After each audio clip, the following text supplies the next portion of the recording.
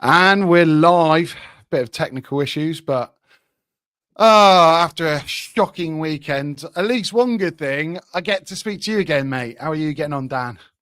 Listen, bro, apart from the football, I'm all good. My voice went at the weekend. It's kind of coming back a little bit. I kind of feel like I'm going through puberty again, where it breaks every few minutes. But we're getting there, man. I'm better than I was yesterday. Obviously, I was at the game, so we're going to discuss it. And me and my dad, I think we both felt about as miserable as the football and as the weather. The weather was crud as well. So nothing was going right, bro. But, I'm here. So it's all good, man. Mate, it has been a while. Sorry that we have to chat about that dross, because let's be honest, it was one of the Jack, like how did you feel? Because I've seen a lot of comments going around about we deserved to win the game. We played well. For me, I just felt like we were given the opportunity to have the ball and we did nothing with it. So I don't think we deserved to win it by any means. I don't think we deserved to lose, but it was just like a nothing game to me. How did you feel about it in general? Yeah, I heard what Arteta said about deserving to win, and I felt we got what we deserved, really, because the opportunity was there to take 3 points, and I don't think we played well enough in open play to deliver 3 points. I think we got what we deserved, which was a point. We went down to a goal that was a good goal from them and a bad bit of defending from us, so there's no deserving about that. We got what we deserved, which was to go 1-0 down. I don't think we took the chances in the game, and I felt we missed a lot of chances against Manchester United and now against Fulham, where perhaps we should have been burying them. And the offside goal was offside by Martinelli. So I don't think that we should be walking away thinking, wow, we really didn't deserve to draw that game. I have never been a fan of this style that we've been playing this season, and I felt like we went back into that old style that we were seeing in the first few games of the season, really, which was try and rely on set pieces, because when teams break you down, we haven't really got an answer for it, which is to try and score within open play.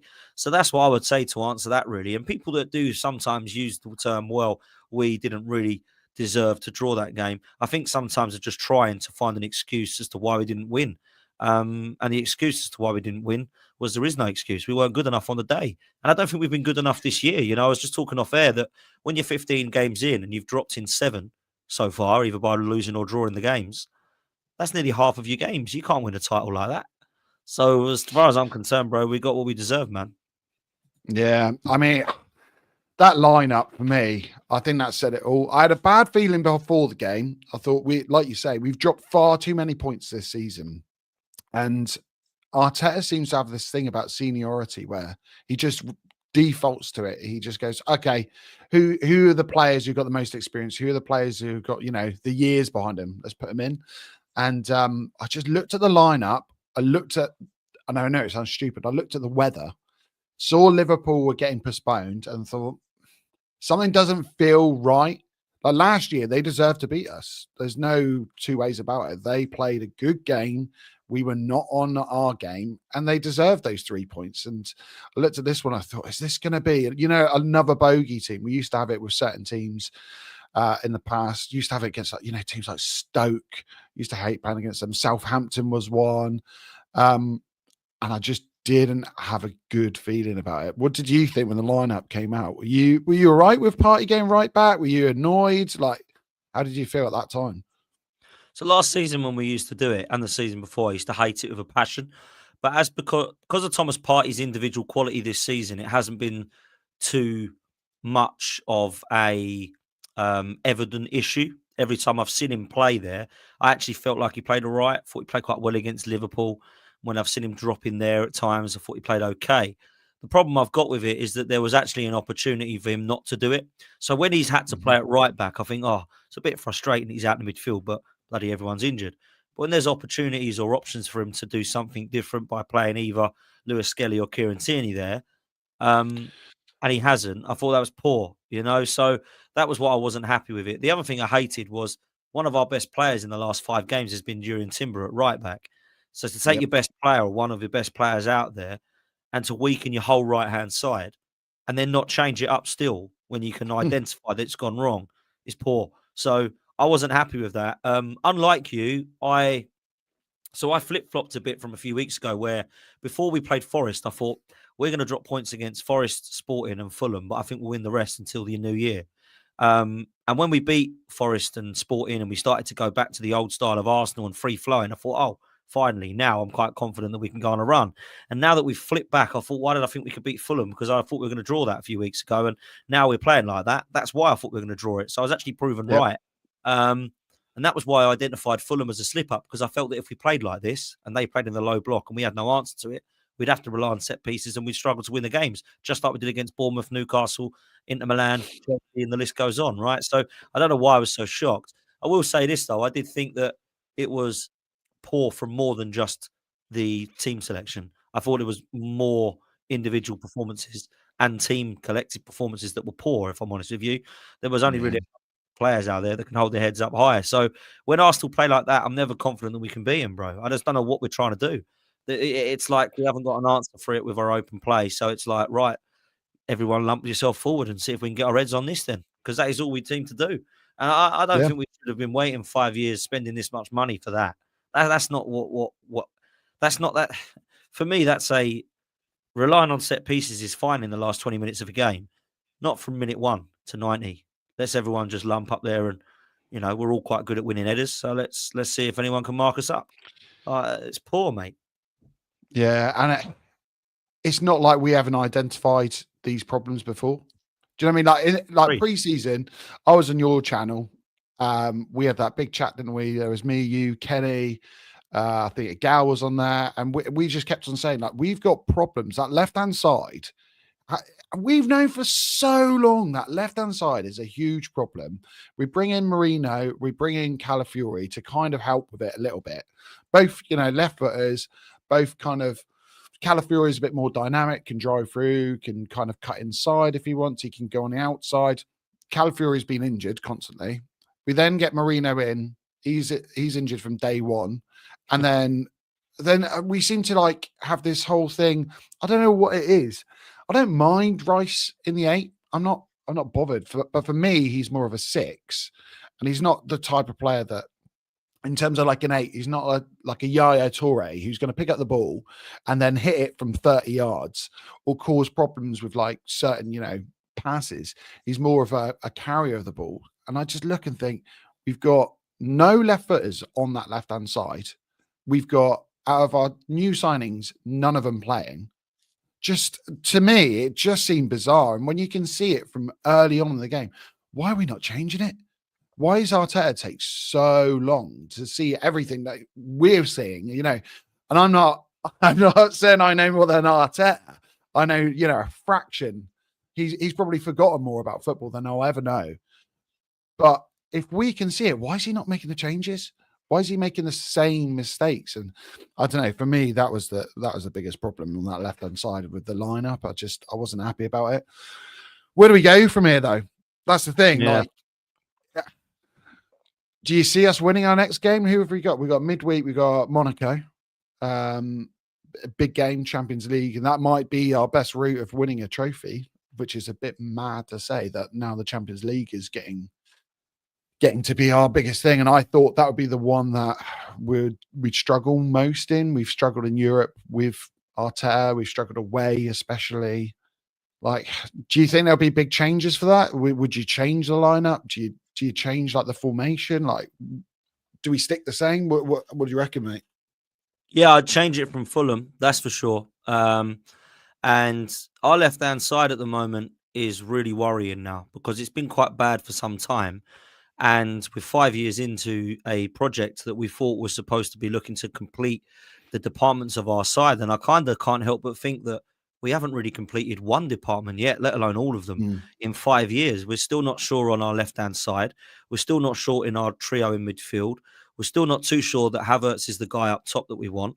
We haven't really got any cover for Saka or Martinelli, and some think that Martinelli shouldn't be playing, and some also think that Trossard shouldn't be playing either. So we haven't really got a left winger we're happy on. We haven't got the cover for Saka. We're still relying on a 17-year-old if Ødegaard goes down. I don't think Rice is an 8. I've never seen him as a Gerrard. I've always thought he was a Carrick type holding midfielder, 6. We haven't got Saliba cover. That's quite a lot of players there, mate. This isn't like we need a striker and we go again. This is quite a lot. So I think we change it up in midweek and against Everton. Havertz, we need something different up top there. I'm sorry, Yeah. I need to see something else. If it was me, I would probably go with Trossard through the middle, and then have Martinelli on the left and Massacre on the right. Try something completely different. I think we do need to be bringing on Sterling. I Yeah. do, because as much as I don't think he's elite, I don't think that we've got much of an option other than him on the bench at the moment. And the reason we got him was to use him, surely. I think AREN needs to come on and get more minutes. And I'd start Kieran Tierney at left back if we've still got injury problems, and have Timber at right back. That's what I would do. That's not going to happen, Alex. It's not going to I happen. We're know, gonna, mate. not everything I've just said is going to be waffle to Mikel Arteta. He's going to say, no, Havertz is our 9. No, Waneri will get the minutes he deserves. Erdegaard will start. We'll have Saka right. You'll have Martinelli left. It will be Havertz up top. You'll have Partey, Rice and Odegaard probably in midfield. If it's not Timber at right back, then it'll be Jorginho in the middle again. Or he might play Rice, Marino and Erdegaard. Maybe that is what needs to happen. We need a left footer on the left-hand side. We need more than... Yeah. They can't all be right-footed. You can't have Timber at a right foot, Rice at right foot, and Martinelli or Trossard with a right foot. There's got to be somebody there who can spray the ball out of his left and be comfortable to deliver it on that side. And if it has to be anyone, then at the moment, there's only really Marino that can do that job, other than the players that are on the bench you don't want to use, like Kieran Tierney. So I don't know what we can do that changes it up too much. We've got most of our players fit. There's only really defenders that seem to be out. Ben White's out long term. We hope Gabriel and Calafiori are back, but other than Gabriel and Calafiori and Ben White, we've pretty much got our first team. And some would say that Calafiori or Ben White don't get into our first team. So really, there's only Gabriel who's a definite starter that's out at the moment. It's poor. Yeah, it's just mad. How have we got this problem with injuries in defence? Like Tomiyasu, I love the guy when he's playing. I think he's great. If he could stay fit, he'd be like the perfect squad player. Like he really would. Like he's able to play in so many positions. He's a unit. Like he is bigger than a lot of people seem to think. Like you see him and he is a big guy. He rarely gets kind of beaten one-on-one. He's probably one of our best one-on-one defenders. But the guy's never fit. He's never available. So it kind of negates the whole point of having a squad player. Zinchenko, the same. He's got his problems like defending. He's good on the ball, can come into midfield. Again, never fit. We've got Kieran Tierney, of all people, suddenly making the bench, which just says it all, like with injury woes, because he himself is never fit. Then you've got then you've got Lewis Skelly, who's obviously not trusted, which I think is a real shame, because I put out a tweet at halftime and I thought, he's a guy that he can carry the ball. He's left-footed. His progressive passing is incredible. Just give him a go. We've seen it in the past. Like Smith Rowe, prime example. When we needed something to happen and Arteta had his back against the wall, he finally put Smith Rowe in. And lo and behold, he played well, and helped us out, dig us out of a hole. I think Lewis Skelly at this point is the right person to go in for me, but I just can't see him doing it. And it's just mad, to think that we're not going to do much business in January. We know that. But come the next summer, we're going to have to start looking, right, Zinchenko's probably going to be moved on. Can we keep Tomiyasu if he keeps getting these injuries? Probably not. You got Calafiori again now, who seems to be pretty injury prone. Now he's come to the club. Timber's had his injuries.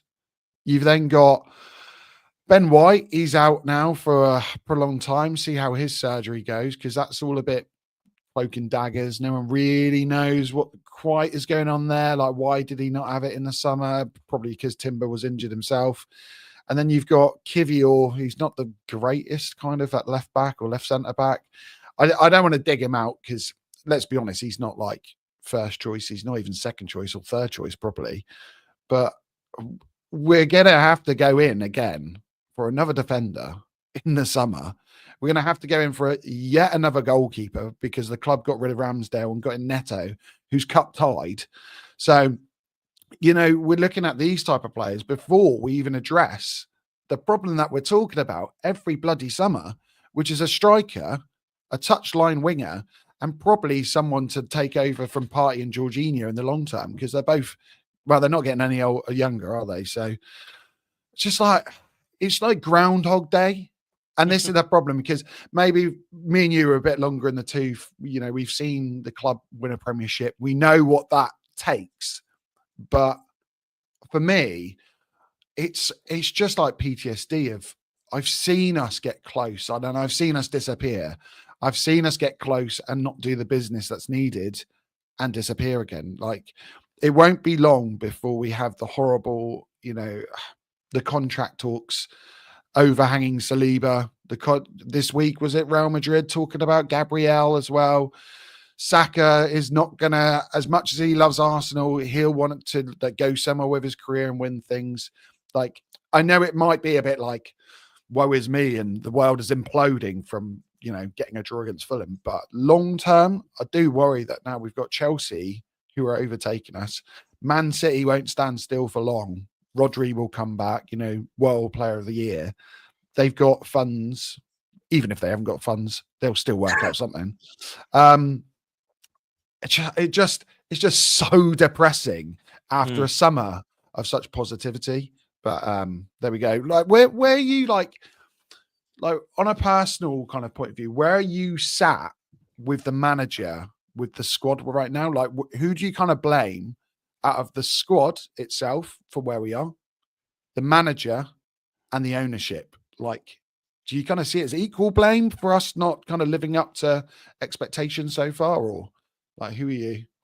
Yeah, I personally blame the ownership more than anyone, because this is their project and this is their process, and this is not a Mikel Arteta process. And at times, I believe that the ownership have put the importance of the manager's CV over the football club, if I'm honest with you. And they trust this guy to get it right, and they trust this guy to one day be the best and deliver and progress and learn from his mistakes. And they're trusting him and giving him all the time in the world and the patience. And I think that's been at the detriment of the football club at times. I also blame the manager this season for some of his in-game management. I think the way that he's tried to replace Odegaard has been abysmal. I think the way he's tried to set the team up at times when players have been injured has been abysmal. I've also looked at the squad and the summer transfer window and think the board and the ownership need to have a serious look at themselves. And if they believe that is good enough to win a title with Sterling, Calafiori, Neto and Marino, then they clearly have a difference of ambition at the football club than I do, because we are miles off of what we need, in my opinion, to secure a Premier League title. And not just one, by the way. I want to go and win trophies. I don't just want to get a title and one and done. And I kind of can't help but feel that Kroenkes clearly want to win. I'm sure if you offer them it, they'll say yes. But I don't think they've shown enough ambition to want to win. Because when I look at what Chelsea have spent and who they've spent it on, I look at the players they're now getting in through the door. I have got more confidence in January that they'll get Gyökeres than us. I've got more confidence in the summer that they'll go and get Isak over Arsenal. I've got much more confidence they'll go and get a world-class goalkeeper and a world-class centre-half, because they've proven in the last few years that that's what they'll do. And in this ownership, he might be nutty, and I don't really trust them, if I'm honest, as owners. I wouldn't want them. But they do go and spend, because they spend an unbelievable amount of money. So they will spend their way to the top. Whether it takes them 5 years or 10 years, they will get to the top, Chelsea, because they just spend and spend and spend until they get the right players. And if they don't fancy one, they'll get rid of them. Sterling, whoa, what an unbelievable. Yeah, get rid of him. But you've just spent, it don't matter. He weren't good enough. We've spent on him now. Whereas we go, now we've spent a lot of money on this guy, Jesus. He's got 260k a week. We've got to have him as our striker for the next 5 years. Well, we don't. If he's crap, no, well, we've got this much money. We've got £265,000 worth of player in him, £280,000 worth of player in Havertz. We ain't going to go and bet another striker and put him on 300k as well. It's just not going to happen. One of them's got to go in the summer. That probably will be Jesus, but we're not going to get one in January. That's just not going to happen. And, people say to me, do we need to have a left winger or a striker? And when I say both, they look at me in disgust. Well, we do. We need both. We need a left winger, in Nico Williams or Kvaratskhelia or whoever you want. And we need a striker in Isak or Gyökeres or Osimhen or something like that. But they're like, oh, God, we're not going to get both of them, Dan. Oh, no, we're not going to, but we need to. We need to. That's the way it is. And that's the problem, isn't it? Because, like I said a minute ago, we know we're not going to do much in January. We know, maximum we'll spend 50 million, I would reckon, something along those lines. It won't be much more. And to get in someone like a Gyökeres, which for a lot of people wasn't even the first choice, but to get him in, you're looking at about 70 million, like I would say, around that mark. So we're not going to spend that much, and probably not on one player anyway, because knowing us, we do a loan deal and then maybe get 2 players that could grow in the future, maybe, and kind of take up those positions. It's also probably going to be someone that can play multiple positions and not a specialist. So again, a player like a Gyökeres, he's and then the annoying thing is we need some specialists. Like, just get someone that knows where the net is. Get someone that, as much as Trossard did my head in against Fulham because he is selfish and he could have put the ball across, at least he's a player that is, if he's in front of goal, he'll try and score the goal. Yeah. Jesus, that probably frustrated me even more because, like you say, you're on over 250 bags a week, and then you're going, no, I'm not taking that on. Like, that what's going to happen with the game. It's getting away from us. We need these 3 points, and you're not even attempting it. And it's so frustrating. And then, like you say, Havertz and our other striker, again, our most, highest earner at the club, and he's p-rolling the ball across in the 6-yard box. I just think we just need some conviction from the board.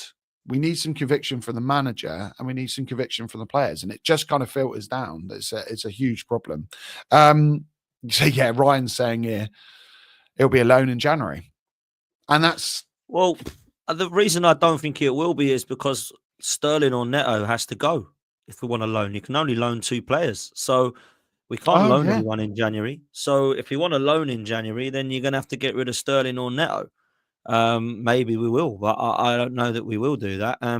So that's why I think it's even less likely that we're going to sign anybody, if I'm honest. I'll be stunned if we get a striker. I'll be stunned if we sign anyone. The only way I see us getting somebody is if one of the big boys gets an injury. Like, let's say Havertz gets a long-term injury. That might be a blessing, or Jesus or something in disguise, because that's the only way we're going to get anyone through the door, It's a nightmare. It is. How bad is it coming up to the Christmas break, January transfer window? Last year we're going, right, who can we get in to get us over the line? And at that point, was it last year we got in Jorginho? Or was it the year before? Year before we got Jorginho and we got Kivior and Trossard, didn't we? Yeah. 3 players in.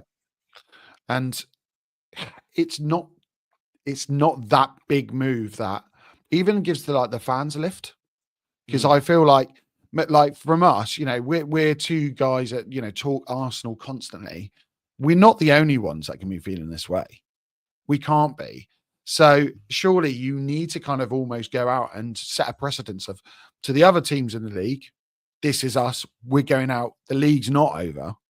I think that sends a message to the players going, some of you need to buck your ideas up because this guy's coming in and taking your place. And also that we're going to spend and we're going to win.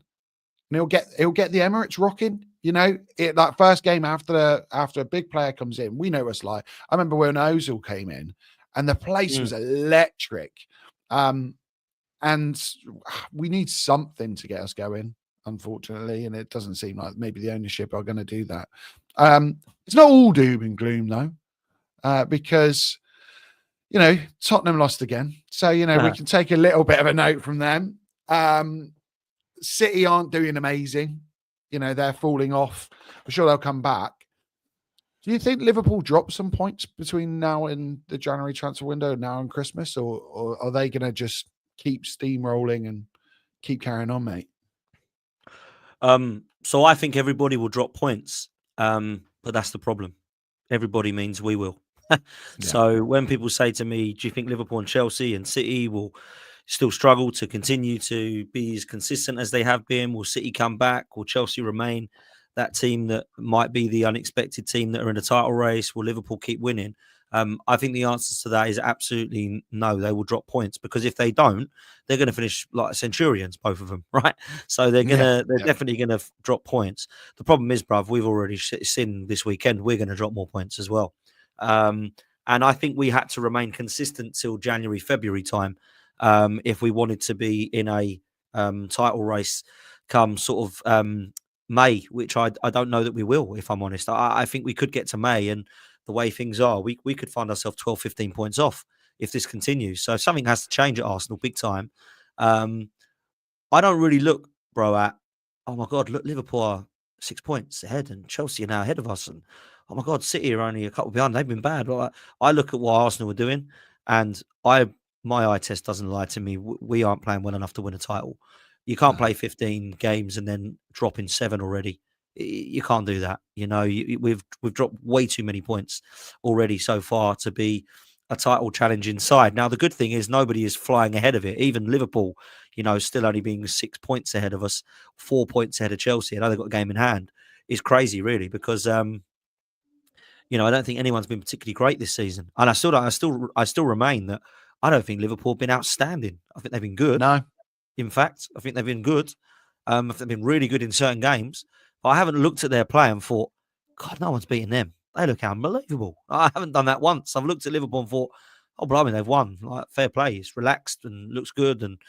But I haven't looked at them and thought they're scintillating form. Whereas when we were doing it in 22, 23, everybody went, I don't want to play them at the moment. What's happened to them? They look bloody brilliant. Yeah. So I think we've been in their position before and we threw it away.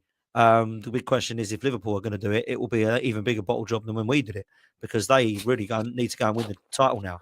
Like, they really do. They cannot let anyone win the title but them, because they are in massive pole position is an absolute understatement, you know. So look, I think we're going to drop points. I think there's going to be real issues along the way, and I think the ownership need to show they actually have ambition to win this league now by providing funds in January. That is the only thing that could save us and change maybe people's opinions, because when we're throwing on subs that Waneri is the only one that excites us, there's a problem with the squad, mate. There's a problem with the squad, because when Sterling comes on, people roll their eyes. I looked at Jesus yesterday. Everybody in the crowd were like, what is that? Like, what is that thing now running around? Like, it's that bad. You know, in midfield, Marino's coming on. I'm still not quite sure what he's trying to do or what he is. At the back, they're all injured. They're all injury prone or injured. So there isn't really any part of that squad that I think is even close to being good enough to win a title. It's miles off. Yeah, and I mean, Lawrence is asking about Arteta being reluctant to play Tierney at left back. Persistent. I don't know. I mean, see, I don't like to be the guy that kind of jumps on transfers straight away. I'd like to think transfer window's closed and then wait until January comes.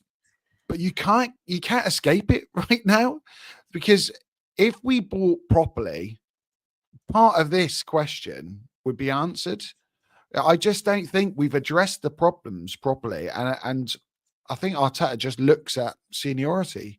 I think he just goes, what's the easy answer sometimes? You know, he looks at it and goes, I can play Partey at right back. I know he'll do a job for me. I can put Timber at left back. He's going to do a job for me. It's almost like the easy answer. If he throws in Lewis Skelly at left back and it all goes Pete Tong, everyone's going to go, well, you put a youngster in. Even though it's probably the better choice. If he puts in Kieran Tierney, everyone's going to go, well, he hasn't played. He's obviously not match fit. So I just think it's just the easy answer with him. I don't know about you. I don't know if you agree or... Yeah, I agree with what you've said. My problem is, I was just trying to do the maths, but my maths is nowhere near good enough. I think it's around 160 million that we've spent. Yes, let's just say it's 160. It might be a bit off. It's about 160 million that we've spent on left backs to replace Kieran Tierney, and not one of them have been good enough to replace him yet. That's a problem, mate. That's a problem. And what's even more of a problem is the guy's still here. So we've been for 5 years trying to replace a guy that's still here, and none of them are good enough. Whether your name's Nuntavage, whether your name is Zinchenko, whether it's Kivior, whether it's Tomiyasu, who, let's be real, probably some people might think is as good, if not better than Tierney, but really he's a right back and he's never fit enough to play him. Whether it's Lewis Skelly that's now coming through, whether it's Timber that's really a right back that's playing there, or whether it's Calafiori who's coming in and hasn't been able to hold down the first place either. So all these players that we've tried to get in front of Kieran Tierney either haven't been fit enough, haven't been good enough, or have decided that their future lies elsewhere. So I find that a worry.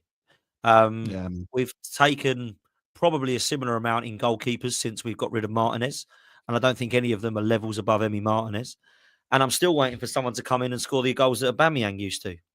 So why are we 5 years down the line and we still haven't replaced those players that were toxic and we had to get rid of? I've got to be real with you. I think this might sound like a crazy statement and people might laugh, but I'm going to say it anyway.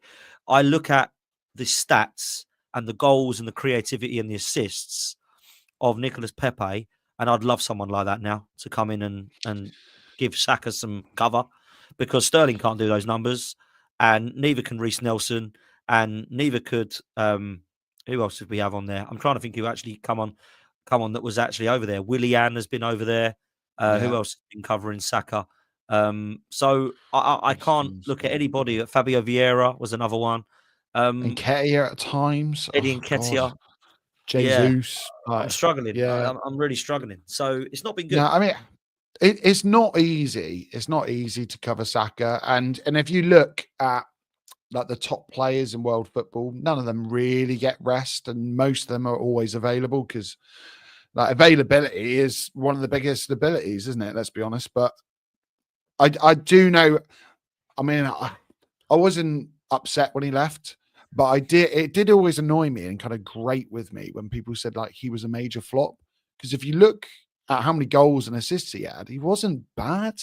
Like, he definitely had like an amazing ability on the ball. His dribbling was very good. His actual ball striking was very good as well. He bailed us out a couple of times. It was the FA Cup, wasn't it? It was the semi-final of the FA Cup where he had a wonderful performance. I just don't think he suited our system, but maybe you need a player like that can just come on and pull something out of the bag, and just a different dynamic. So I wouldn't say it's mental. I prefer him than Anthony. I'll put it that way. I prefer him than a lot of and the thing is, like, let's get it right. I don't want Pepe at Arsenal. I don't want Willian still here. I don't want Lacazette and Aubameyang still here. My point isn't that we should have kept those players. My point is we've not replaced them well enough. And Granit Xhaka is another one that we haven't replaced well enough. We have got so many players. Has Arteta bought? How many people? 4. Do you know what I mean? No, 5. And they're not, none of, I mean, Willian is one, Trossard is one, Jesus is one, Havertz is one, and Sterling is one. All 5 of them have failed to deliver, if I'm honest, other than maybe Trossard. Jesus has been a flop, £50 million. I'd rather have kept Laka for £50 million. So, and you can talk about the ones that were here that he couldn't get the best out of either, like Pepe. So, look, I just think there's been way too many that we've gone through now. Marquinhos is another one, I suppose you could look at. Oh my God, yeah. If you want to mention him, but he's been an absolute disaster. So I can't think of any attackers that Mikel Arteta's got the best out of when you look at front threes, other than Saka and Odegaard, if I'm honest with you, and Martinelli for a season, Trossard for bits and pieces, but we still can't get either of those two to hold down the left wing role. It's a mess, Alex. It really is. Does Arteta know what he wants from a left winger as well? Because when he first came in, he had this reputation of working with wingers, working with Sane, working with Sterling, ironically, who's ended up at our club. But I don't know. I just look and I think that Trossard and Martinelli are such different profiles. And neither of them are like true, like touchline wingers. Like that seems to be what he wants. Martinelli obviously does not fit this current system. He used to play so differently, entering the box, kind of, I don't know. He used to be in that, like, I don't know what you'd call it, like a 10th channel runner or whatever they call it. But yeah. I mean, that's like a bit beyond me. But essentially, he's kind of like a hybrid striker winger, not one, not the other. He's out so far on that touchline at times, completely isolated, doesn't beat his man, doesn't kind of go on the outside and whip balls in.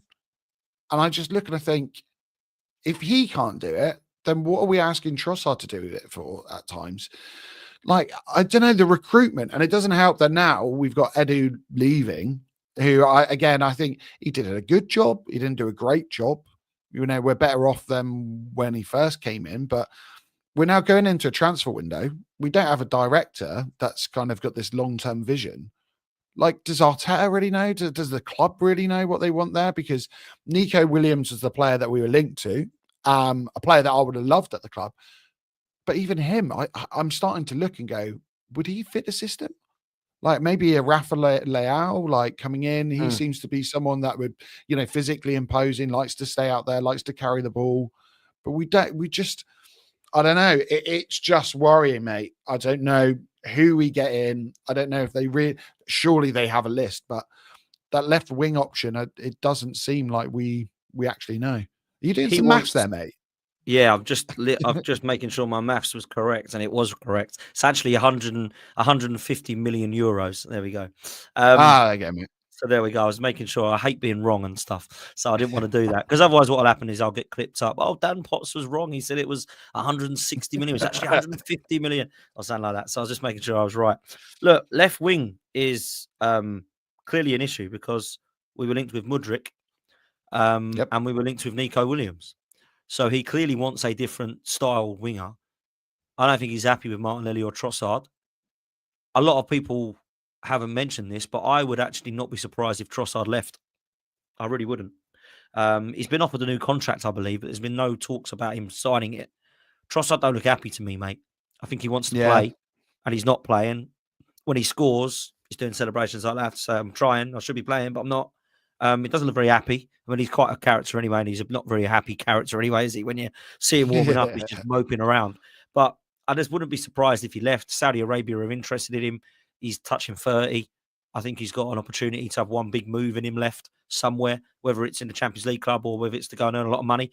Wouldn't be surprised if he went, And a lot of people seem to think that we are still sort of parts of the puzzle missing before this process goes bang. Like the process is already done. Like we have to evolve now as a squad. We've got our squad. We're challenging. Now let's evolve to get across the line. There's a lot of players that need to be left, that need to go. There really is. And it's not just the left wing. I think in defence, Tomiyasu needs to go because he's not fit enough. Yep. Kieran Tierney needs to go because he's clearly not wanted. Zinchenko, we've completely outgrown him. He needs to go. Yep. Kivior wants to go. You know that for a fact. He keeps asking for moves, but we can't let him go because we've got nobody there to cover for him. He's the only one fit. He's the only one that stays fit, right? I think Thomas Partey and Jorginho need to be looked at because their contracts are up. I honestly believe that Sterling is going to just go straight back to Chelsea, try and find the club. Jesus, I think he's going to have to go. And there's question marks over Trossard and Martinelli. There's a lot of players there, Alex. Yeah, there's a lot of players. That's not, let's get rid of these 2 or 3 and bring these 2 or 3 in. There could be like, we need to get these 6 out and bring these 6 in. I truly believe that's what's needed at Arsenal for that next level. Yeah. And I mean, Basher, love Basher. He's always like this. This guy knows football, I'll tell you that. He's saying about Rice not being, Arteta's favourite 6 as well. That's another issue. We've bought in a player for 100 million, like a club record, and I still can't work it out. Like I imagine at some point he will play as a 6, but how long does it take Arteta to work that out and go, actually, I'm going to put him there, I'm going to leave him there? Because as much as Partey has been brilliant, we know injury-wise, he's got his own problems. We know there's a few other issues we won't get into with him. And he's aging. So what are we doing? Like building our team and our midfield around a player that we know there's like several different components of him that aren't right. I just look at it and I think, why have we brought Marino in? The idea was surely you play Rice as a 6, you put Marino in as that 8 on the left-hand side, and it's not happening. I don't know. So it's another thing. So like, do we then? It's a big myth. I put it today on Twitter, and it's got a lot of engagement and a lot of hate and a lot of love, as they all do on Twitter. But I look at it today and I think, why have we spent 100 odd million on a player who could come in and be our Rodri and try and make him our Fabregas. What have we done that for? A genuine Yeah. question. I do not understand it. Maybe he sees attributes I don't. I don't see him as a Gerard Fabregas type player at all. And whenever he drives forward, I like it in parts, not as the main part of his game. And I think I liked Rodri doing it. I liked Carrick doing it. I liked Mascherano and Xabi Alonso and all these other sixes I can name over the years in the Premier League. I see Rice in that fit. West Ham fans Yeah. said he can play in the kind of box-to-box role, but we're not really playing him box-to-box. We're kind of playing him higher up. I don't like it. I think it's not. I think we're not playing to his strengths at all. When he Yeah. drops in the six like he That's did the thing. yesterday, he's good in the six. I like him in the six. Now, don't get me wrong, Partey's been better than him in the six. He has. But that doesn't mean you fit him in, squeeze him in. You do two things, Alex. You either drop him or you play a double pivot and you play him and Partey with Erdegaard in front Yeah. as the 10. That's what you Mate, do. that's perfect. Yeah, the double pivot. I've said it for a while. I just don't understand. Why not just try it? Just what? Like, I hated the Jorginho signing when he came in. I hated it, and I couldn't have been more wrong because he's won me over. He's a player that we can kind of rely on. He's got his faults. He's not the paciest, but he's amazing at keeping the tempo. He's amazing at directing others. Like sometimes watching him yesterday, he was one of the few players like saying, speed up, like play, get moving the ball. But having said that, when you've got a player like Kivior behind him and we're not paying Gabriel, when you've got someone on the left-hand side not coming in the same way Calafiori does, then you start unfortunately seeing Jorginho kind of suffer a little bit. And I just think that's not a fault of his own. Why are we not putting Rice in there at that point or not putting Partey back in there? Like James had the point. Do you remember his pre-season? James was saying to Arteta, why are you playing Timber at right centre back? Why are you not, playing White there? And he said, because I want to keep this three as a three. I want to keep Ben White, Saka, and Odegaard together. Comes to this game, what's the first thing he does? Pulls Partey out of his best position, pulls Timber out of his best position, and then Declan Rice is another one playing out of his best position. So suddenly you got three players all playing out of position. It's nuts. It's nuts, mate. But I mean, looking at it as well, just the fact that I think, let me have a check. So our expected goals for the game, 0.7, I think it was. Like, we're just presenting no threat. It's shocking. The attack is one of the worst in the leagues. I've just got to be honest. It is one of the worst in the league. Like, if I was to put all of the front threes in front of you now, you wouldn't put Arsenal in the top 7. Saka, and then you're lost. Because you ain't picking Havertz and Martinelli over Brighton's front three. You ain't putting them probably over Bournemouth's at the moment. You're probably definitely not going to put them above Chelsea's, and you're not going to put them above Liverpool's. Villa. You're probably gonna toss and turn over a couple from Spurs, if I'm honest. That's how bad it's got. And we were a team that scored 91 goals last season, the most that we've ever scored. It's a style thing. It is. And I worry because I think it's got to that bad now that we're going to have to replace, not improve. So what I mean by that is we're going to have to say to Havertz and Martinelli, time to become squad players, not we believe in you and you're going to get us all the goals. That's what it's got to now. And I don't think we're going to do that, Alex. I think we'll get to January. I'll be stunned if we get anybody in that attack line. Absolutely stunned. But I don't know who we're getting. And if I'm honest with you, the problem we've got now, the fan base aren't going to be happy with any more Raheem Sterlings, with any more Willians, with any more Trossards, if I'm honest with you. We want to go and see now someone that isn't 27 million that we can get from Brighton. This needs to be an Isak for 100 million, a Kvaratskhelia from Napoli for 100 million, a Rafael Leao for 60 to 80 million, Nico Williams release clause released, activated. That's the sort of we've got to get in. I wouldn't be accepting any. Do you know what I mean? Look, I don't really see anybody in the Premier League that we can go and get, if I'm honest with you, that's available other than Isak, and he's going to be available in the summer. And silly money. Yeah, and people will say Brian Mbeumo. I like Mbeumo. Kudus, I like Kudus. But if Mhm. I'm honest with you, I don't see them becoming available in January either. If I'm honest with you, why would they sell now? They're just going to wait till the summer. You know, of And they all know the predicament we're in. They course. all know. They all go, wow, not looking rosy for you at the moment. If you're top of the league, you can go, actually, we don't need him. When you're in the position we're in, they know that we're crying out for some attackers. We're like, which is so weird, isn't it? That we've gone from this team that we just always had amazing attackers. I can remember, we had Canu and Wiltor as backups, Yeah, two man. players that were walking to this team. Like throughout all my childhood, I grew up just watching amazing free flowing football. We beat teams at a canter. The Invincible season, we were blowing teams away early doors, just running through them, and then just could chill out then and hold back. I don't know why we can't go back to the style that we played 2 years ago sometimes and play that way, because the personnel is pretty similar.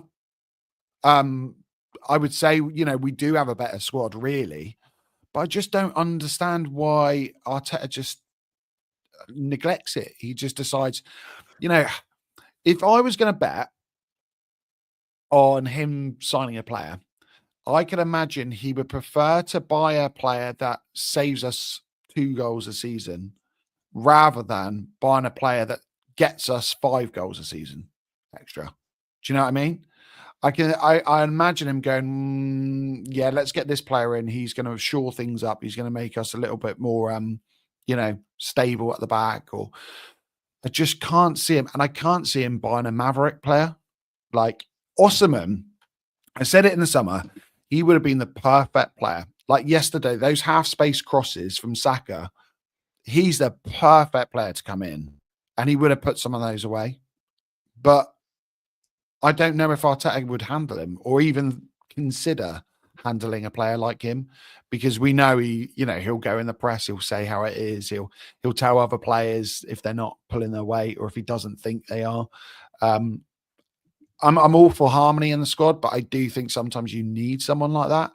Someone that's gonna, we know the stories about Henri having a punch up and Sol Campbell, Colo Torre taking out Wenger on his trial. These are players, like, they were all mates, but they were winners. They were guys that would do anything to win. And sometimes I just look at the squad and I think, oh, are they too nice? They all seem like really good lads. There's a couple Look, of there's a couple I of do think there's warriors in there, and I think there's a little bit of bite in there. I don't think what we were struggling with is the difference between those players we're mentioning and now is that they're winners. We don't have winners. We have great players. On their day, we have great players. On their day, we can beat anybody. We've said this many times. The problem I've got with a manager is he rips it up and starts again way too many times. Way too yeah. many times. Um, the first year we were scintillating, but he said we're exhausted. So last year we started off really slow and then we just went mental at the end and we just fell off. This season we're trying to play a different style again and trying to be set piece FC. It's a bit like you saying to me, could you decorate my lounge? Now, please, I'm not a decorator. You wouldn't want me to, but go with it. I could decorate your lounge and you could go, do you know what? That's pretty much perfect, Dan, but you ain't put any wallpaper on. I'll be like, oh, okay, mate. No worries, I'll sort it. And then you come the next day and I'm taking the old furniture out, your carpet up, I'm putting floorboards down. You're like, what are you doing? Oh, hang on. Yeah, no, I know you want me to just put, where's my wallpaper? Oh, don't worry, I will sort it eventually. Now you come in, there's new furniture, there's a new TV. Hang on, mate. No, I quite liked it the way it was, but you still haven't put my wallpaper on. Oh, okay, no worries. Don't worry about that. You come in there, there's a nice aquarium for you now. There's a nice lantern, there's new lighting. It's like, hang on, mate, where's my wall? Just put me my wallpaper on it. The wallpaper is our striker, ladies and gentlemen. We still haven't got one. And the style of play is what he keeps mucking around with all the furniture with. That is the best way I can try and describe it in an analogy for you, because I don't want Mate, any more that's the best furniture. analogy ever. I just want my wallpaper on the wall. You know what I'm saying? Like, I don't need any more furniture. I just want you to put more bloody wallpaper on so I can complete my squad and go and win something. And this is the problem I've got, man. It ain't happening. He's ripping Mate, it up we and had it with starting again. Wenger for years. We had Wenger refusing to buy a six. refusing year after year. We were like, we need a Vieira, we need a Gilberto, we need a Petty, we need someone with some bite in the middle, some physicality. No, carry on. We'll buy another like Nasri or like I love, some of those players I loved, but they're not what we needed. Get a Cazorla in. I remember first time I ever saw Cazorla, I was at Old Trafford. I thought he was a mascot. He was that tiny. I thought it was a mascot still on the pitch, not coming off. But we had it with him with centre backs. Never replaced Sol Campbell. Never replaced Kolo Toure. We always got like a Mertesacker or I like Vermaelen. We never went fully out, and now we've got the opposite way round. Arteta's buying constant centre backs and left backs and right backs, and he's buying all these players who can play as a kind of 6 or like a kind of an 8, but he won't go by a winger. He won't go by a striker. It's nuts. I just don't understand. Like Frustrating. Yeah, but maybe that's just because I'm old and cynical and no, mate. You're very similar to me the way you look at it, and I am starting to run out of patience now because I feel like the fan base have been patient enough. So for me, this isn't season over. This isn't title over, in my opinion. I think it is, but for now, but I don't think it is. If you look at how things can change in football quickly, we can still win something this year. But you know what? He has to now. He has to deliver. He has to deliver a Champions League. He has to deliver a Premier League. If he doesn't deliver one of those two, he has to deliver a domestic cup and challenge at the bare minimum this season. Otherwise, I do believe there is strong suggestions as to why we need this guy to be leaving the football club and we go and get somebody else. And I don't think that's negative. I don't think that's toxic. I just think it's factual. We have given this guy so many excuses, so much patience. We've given him time. We've given him his players. This is his 6th season as Arsenal manager, 5 full years and a little bit where he won the FA Cup with a team that wasn't his. Let's go and deliver now with a team that's yours. That's why we got to see it, man.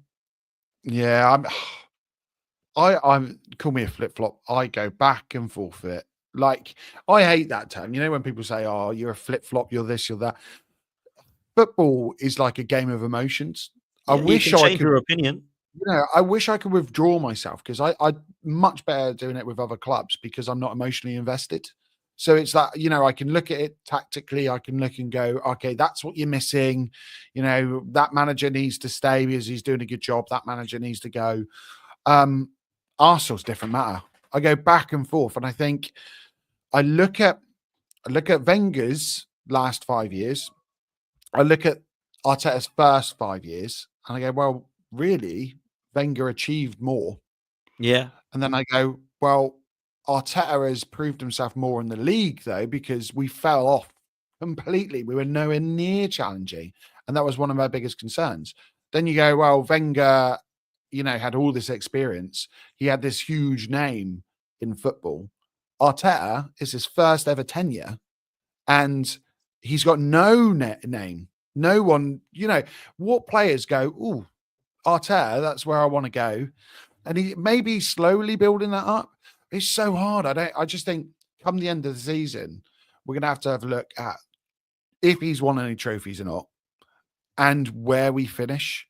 Because if we finish way off the pace, that's a big problem because there's no excuse for it. We were in a position at the beginning of the season where I said second place. I think you said the same, mate. If we finish in 4th position, which is likely, that could happen. I could see Chelsea carrying on. I could see City coming back and overtaking us, and then Liverpool carrying on and winning the league. If that happens, there's got to be big talks. But would the club do it? I don't know. Who we get in? I don't know, because there's not I don't many think we coaches. can even start to think about that because I think he's staying wherever. I honestly think he's staying where. Do you know what's more likely, bro? It's more likely that we underachieve and he walks than he gets sacked. There's more chance of that happening, in my honest opinion. That he says, "I know you want to give me a new contract. I know the fans are happy for me to stay. I'm not satisfied." I told that fan base last year in May, "Don't be satisfied with second. How can I be? I'm off." I've got more a probability of that happening than him signing a new deal or getting sacked. If of course we finish in that way. If we go and win something, I think he'll stay. But To be if fair, we, I you know what I mean? proper respect him for that. So would And I. he wouldn't be 100%. short of suitors. Like this is the thing. Like I'm not. I think he's a brilliant manager.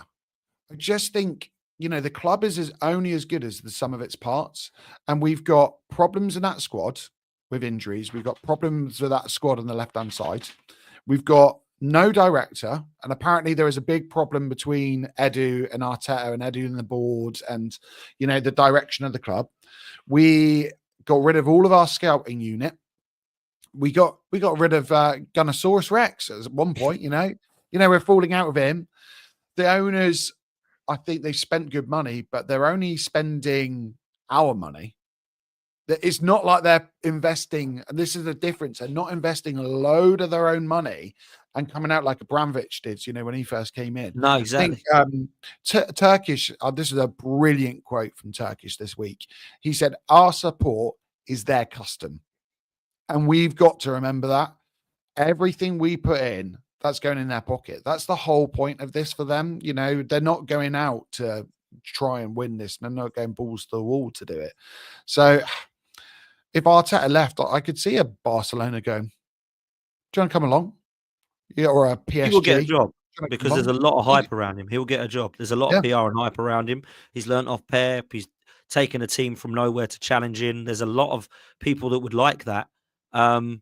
Look, I don't think Arteta's been backed 100%. I do think he's been backed. I don't think he's been given everything he wants. I don't think there's been enough to suggest that. Certainly, what I won't give him any sympathy for is that he hasn't had any money to spend. Because when you're given £800 million and you're delivering what you're delivering, it's not great. And when you look at what, you mentioned Wenger's last 5 years, they were quite underwhelming his last 5 years. Yeah. But 13-14 won an FA Cup, 14-15 won an FA Cup, 15-16 title race, Leicester won it, 16-17 FA Cup, season after that, become fifth and he left. So in those 5 years, he's won 3 FA Cups and been in a title race once.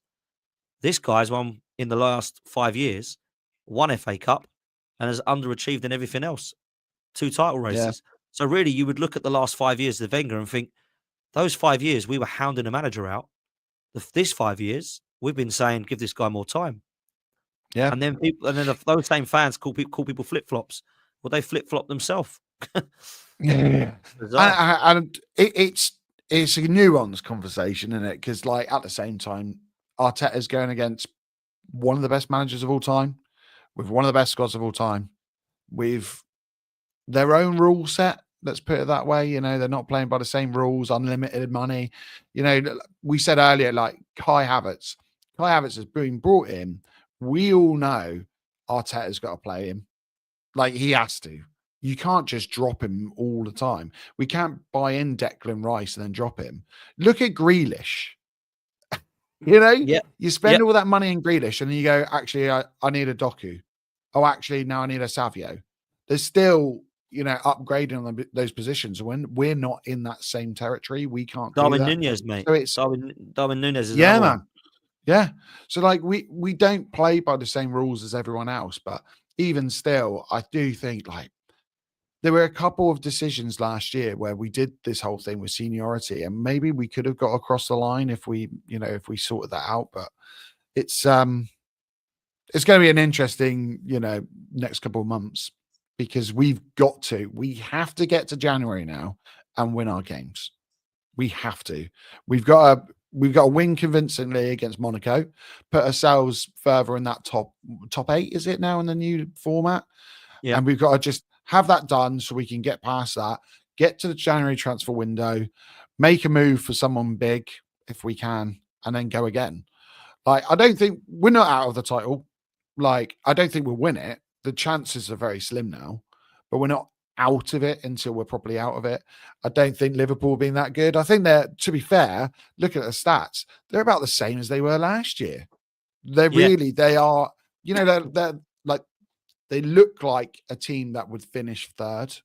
If you looked at them in, just individually, you go, yeah, they've got Mohamed Salah. They're not great in midfield.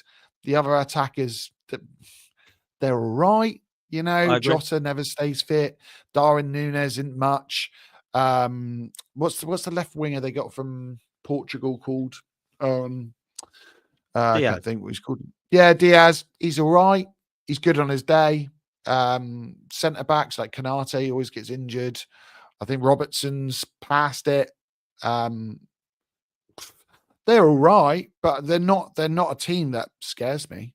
Like, I wouldn't be surprised if we play them again and we beat them.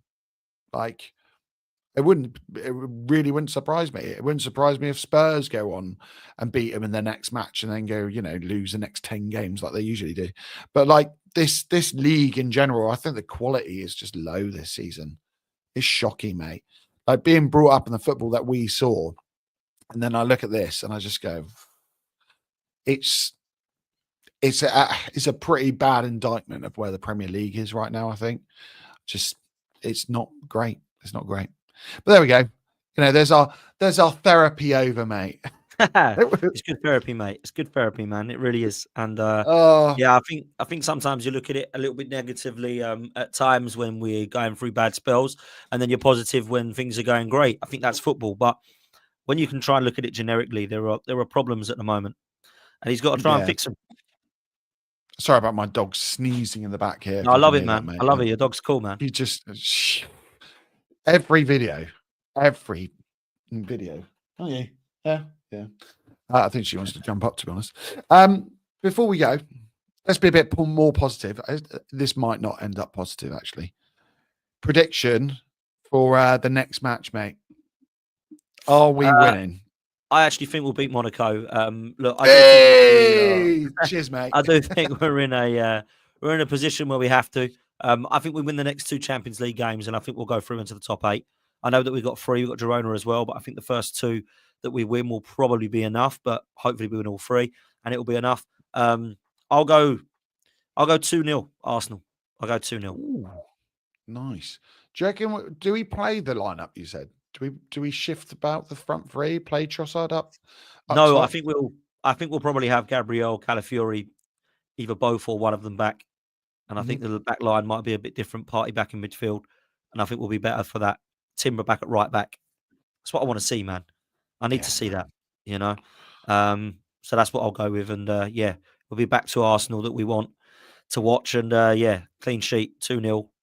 I think we'll be all right. They're a good side though, Monaco. They've got Balogun back again. If he scores, wow! Imagine if Balogun scores. But that'd be so Arsenal, wouldn't it? They're doing well. Yeah, they're doing well. So let's hope we shut them up and we kick them down a peg or 2. But yeah, look, I'll go 2-0 Arsenal, mate. Yeah, I'm going 2-1. I don't see us holding a clean sheet. I just think Europe, apart from the sporting game, we're never that convincing. So unless we suddenly get all of our players back, and I just think the feel-good factor's gone as well again now. I think for us to get a real convincing win, then we need to fly out of the traps and, score early. But I just think it's going to be one of those ones where we just limp over the line, unfortunately. But I do think it'll be a win, and I do think we'll go on a bit of a run now, maybe like 3, 4, 5 games, but I can't see much more than that at the moment. So just my honest opinion, mate. Now, I will say, if anyone hasn't followed Dan, go and follow Dan on Football's 12th Man. Like, genuinely, Dan is one of the nicest blokes, one of the people that have given me my opportunity on YouTube. I wouldn't be doing this without you, mate. But yeah, go follow Dan on there. Go watch him on AFTV. He's always happy to say what he thinks, doesn't shirk his opinions. And go follow him on Twitter. Dan, is it Dan Arsenal 87? That's it, mate. Dan Arsenal 87 on socials. Football's 12 Man on YouTube.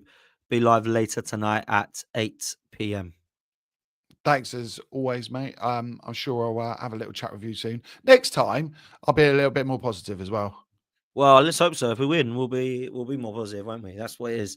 So, but big up to you, man. Make sure everyone's liking and subscribing to the channel. And yeah, man, I'll see you next time, bro.